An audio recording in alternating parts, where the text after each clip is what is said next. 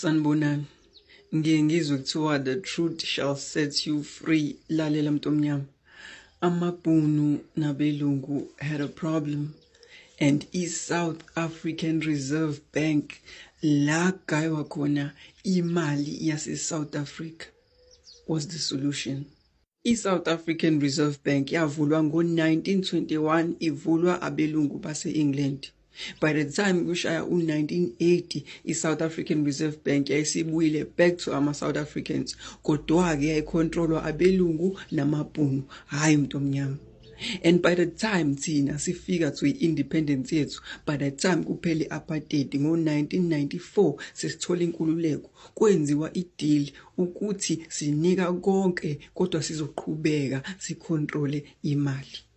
And even namanje i-South African Reserve Bank inama-shareholders abelungu, ama-shareholders abane-connection to i-apartheid, abane-connection to abaholi abe-apartheid. We have the Botha dynasty, izizukulwane za P.W. Botha, i-former president yase South Africa eyayingafuni apartheid iphele. Umuntu oyengabafuni abantu abamnyama, he controls i-South African Reserve Bank through u-Old Mutual. Into ebeningayazi ngo-Old Mutual, ucontrolwa ama-Afrikaners, u-ownwa ama-Afrikaners.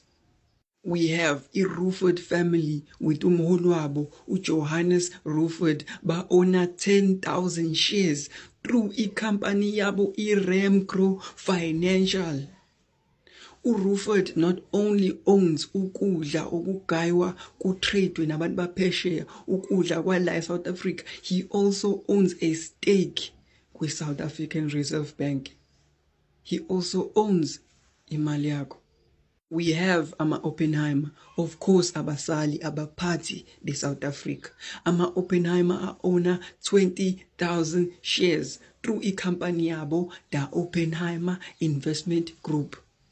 Ama-Oppenheimer have their hands on izinto ey'ningi la eSouth Africa that makes them the most dangerous family in South Africa. Wakontrola imali, ukontrola ikusasa lomuntu. I-South African Reserve Bank ila khona kugaywa imali entsha sha iqede inikwa abantu. Ibona abenza isinqumo sokuthatha uMandela bamfaka emalini. I-impact yokuthatha uMandela bamfaka emalini yaba positive to umuntu omnyama ngoba abantu abamnyama bajabula.